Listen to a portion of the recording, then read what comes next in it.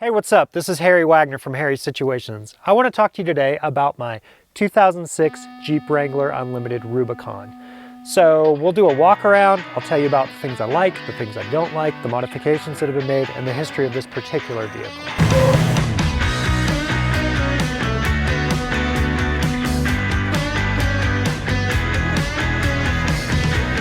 I got this Jeep from a friend of mine, Jeremy, who had done a bunch of the modifications prior to my purchase, and then probably the most built vehicle I've bought, and I couldn't leave it alone. I've done even more things to it since I got it.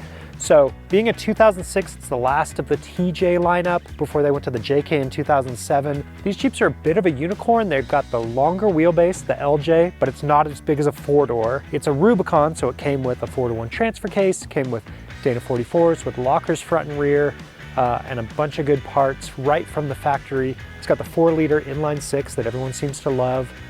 Not my favorite part, but we'll get to that later. This one is even more rare and special because it has a bunch of parts from American Expedition vehicles on it. You may be familiar with AEV. They make great bumpers, wheels, parts for Rams now in addition to Jeeps. They make the Bison for the ZR2 Colorado. I can't speak highly enough about their products. I think that they're the best thing in the aftermarket. This Jeep has their Highline hood, which they don't make anymore, and fenders. So it actually raises up the fenders 3 inches. These are design cues that Jeeps really used. Like a new Jeep, a JL, you can fit 35s on basically from the factory because the fenders are higher. They have bigger wheel well openings. So AEV applied that to the Jeep. Why lift it more when we can just make the wheel wells higher, keep the vehicle lower, but still fit a bigger tire? This has AEV Pentler wheels on it. It's got the Highline kit and their fenders and flares. Stamped fenders, it's not a tube fender. I like to think of this as like a grown-up's vehicle. I'm not getting any younger. I still want to go off-road, but I do like that this vehicle is kind of a sleeper, understated. It doesn't have a bunch of light bars and a bunch of tubes and a bunch of dents on it. It's pretty clean. You can drive it every day, but at the same time, it works really good off-road.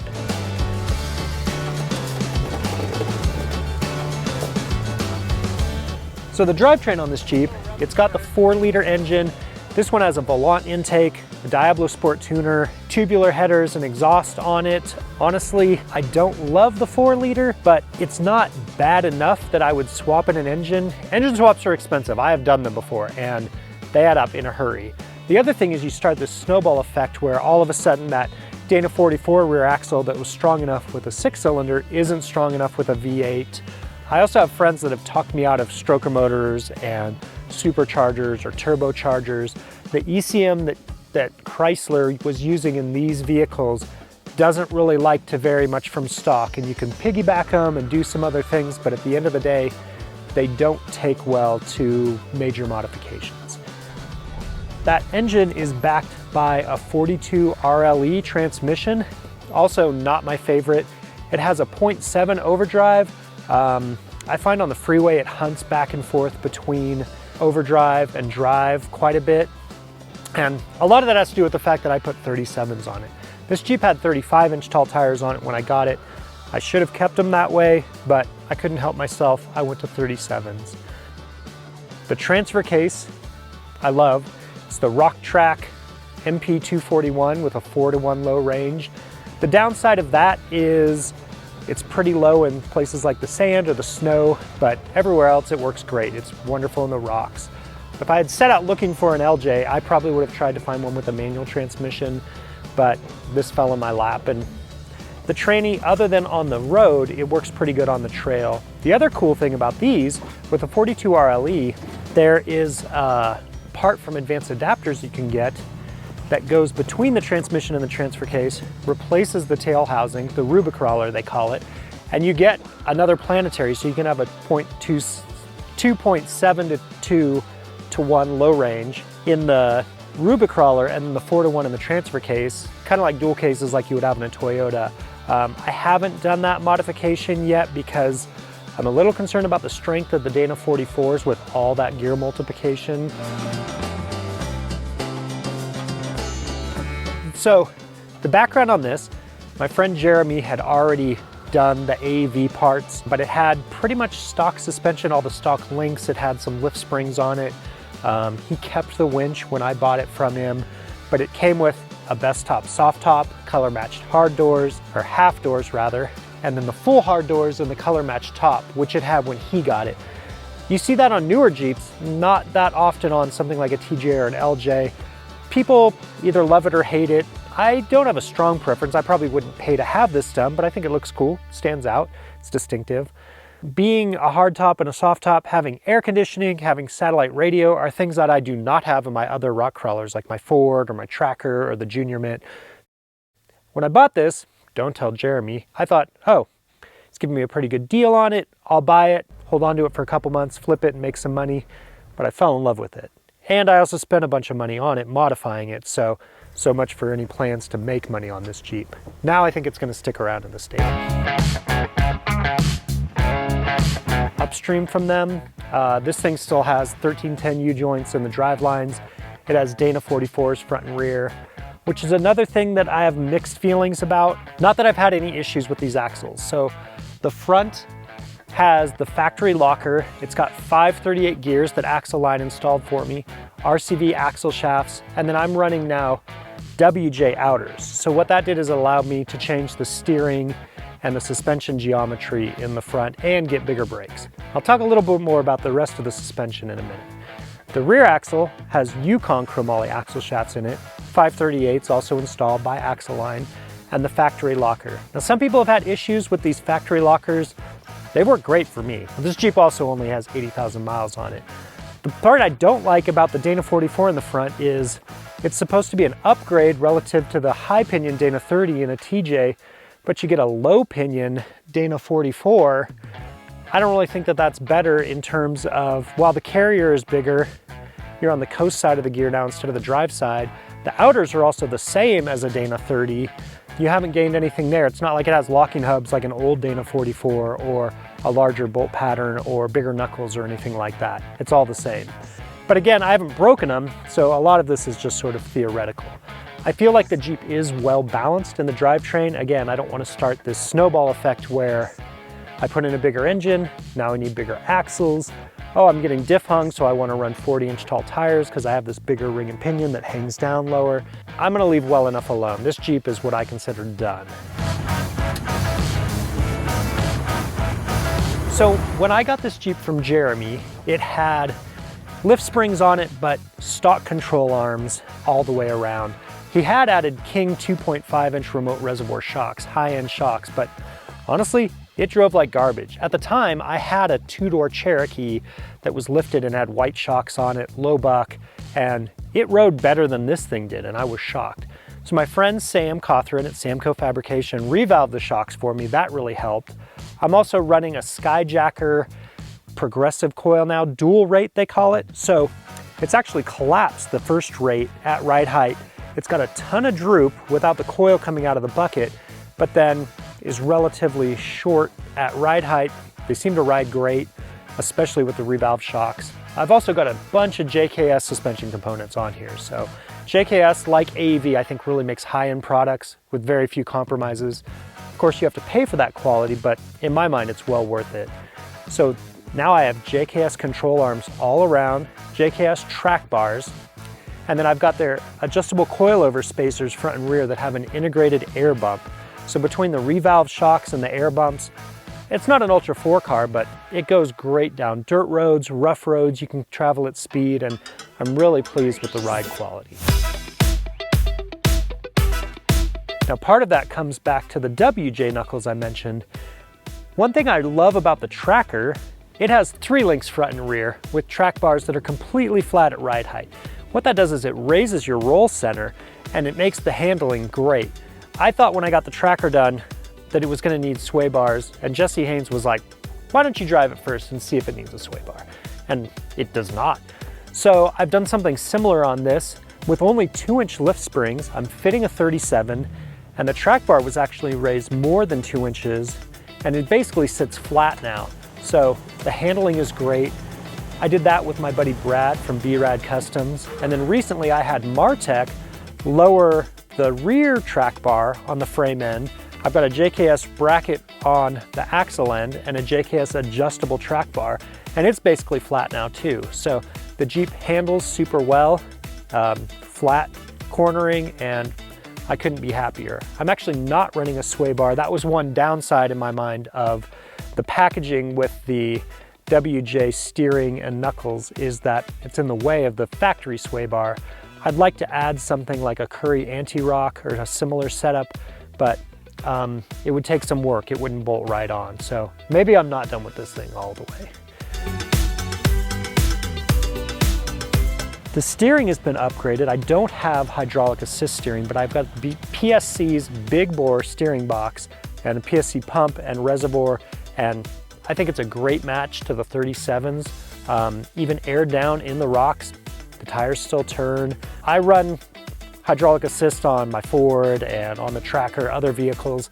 I didn't think that this vehicle needed it, and I have no regrets. The box does come with bosses already tapped in it if you want to add a hydraulic ram, so it's pretty easy to do down the road, but I certainly haven't found a need at this point. So my friend Jeremy, when he got this Jeep, he wanted it to be a grown-up's Jeep, and I think he did a great job with that. He was going for sort of a Skunk Works, Mopar look. They build vehicles every year, these custom concepts for Moab, and he really wanted that look, like something factory built, but more capable. He had Mopar bumpers on it. Aesthetically, they didn't do much for me. The rear was bent, so I took them off. I'm running $100 Warrior Products bumpers, but the front's stubby, the rear's kind of tucked in. The rock rails are actually from Rugged Ridge, and they're sort of like a mini boat side. I really like them. They also have a step on them. Unfortunately, when I bought all these products, they were all black. They had completely different finishes. So I went to Mark Powder Coating here in Reno, and they made all of them sort of a wrinkle black finish so that they all match. That's just my OCD. In the front, I've got a Come Up winch, which maybe is a company you're not familiar with. Everyone knows about Warren, and there's all these sort of less expensive Chinese-made winches that are of questionable quality. But Come Up is really playing in the same market as Warren. I mean, it's an upscale winch. They use a cone brake in there, so when it's spooling out, instead of just relying on the gears, they actually have a brake to stop it. I've been really pleased with this winch. I love the fit and finish. It's never let me down. It's got really good pulling power, and I would run them again in a heartbeat. I have a confession. I am not a big fan of swing out tire carriers. I find them cumbersome when you're on an angle and you're trying to swing it out. It just hits you, or I've seen them shake and they break the spindle and they fall off on washboard roads. This actually has the spare mounted to the tailgate. Similar to what you see, there's a lot of products from like Teraflex for a JK or a JL where they have this big forged block that uses the stock tailgate but reinforces it to run a larger tire. This one Jeremy bought prior to my purchase. It's from Great Tops. I've been really happy with it. It's held up to a 37-inch spare. And then inside the tailgate, I recently added a front runner table. I like the swing out, but I did miss having a tailgate. So it has a cutting board, it doesn't rattle. I've been really pleased with that. And inside I just added little things like WeatherTech floor mats. I did add some Smitty-built seat covers to it. I mean, I'd love to add Mastercraft seats to it, but that was out of the budget, unfortunately. Otherwise, the Jeep's been really nice. It's pretty nice inside and out, and I couldn't be happier. One of the latest additions I made was an ARB twin air compressor. So this Jeep came factory with air lockers, but you can't really use onboard air for things like airing up tires. That was something that I feel like every off-road vehicle needs. If you air down your tires, it's nice to have an onboard air source. This is just using an ARB twin compressor, no tank, and I've been really pleased with how fast it airs up tires. Mountain off-road makes a bracket to put the compressor right over the engine. There's not a ton of room in the engine bay. It actually sits under the hood at the back near the firewall and fits the compressor. Again, my friend Brad from B-Rad Customs wired this up for me. I didn't want any switches in the dash. I wanted to make it as simple as possible. You have to pop the hood anyway to plug in your air hose. So there's just a little toggle switch in there to turn it on, and I think it turned out super clean. I couldn't be happier. Teraflex is another company that I think makes great products. They're all into the low center of gravity sort of concept, and I'm running their belly up skid plate that gains you more ground clearance and actually is a lot stronger than stock. When I first bought it, I didn't get the transmission and oil pan skid plates for it, and I smashed the transmission pan, so I had to swap that out and added the rest of the Teraflex parts at that time. One trick that I learned from Nth Degree Mobility, which actually has ties to AEV as well, they purchased that company, and Jim Friends from Nth Degree actually designs all of the lift kits for AEV now. He lowers the control arm mounting location at the frame end. There's a lot of meat on that bracket, and so I was able to just actually have some tabs cut out, re-drill the holes, and I lowered the arms an inch at the frame end. It's 5 degrees less than it was in the stock location, and I don't have a long arm kit, but I don't think I need one. This ride's great. They say no project's ever truly done. Some of the most recent modifications I had made down at Martech in Carson City, they actually cut off the cab mounts and they put Artec boxed cab mounts on. They raised up the cab mounts by an inch. When I added the Teraflex belly up skid plate, I added a 1-inch body lift. That allows you to move up the transfer case a little bit without getting into the tub and get that flat belly and more ground clearance. They also added an Earl's transmission cooler. So instead of running the factory transmission cooler in the radiator, Nick from Martech added an Earl's tranny cooler, which has an electric fan on it, and that could bypass the factory tranny cooler in the radiator.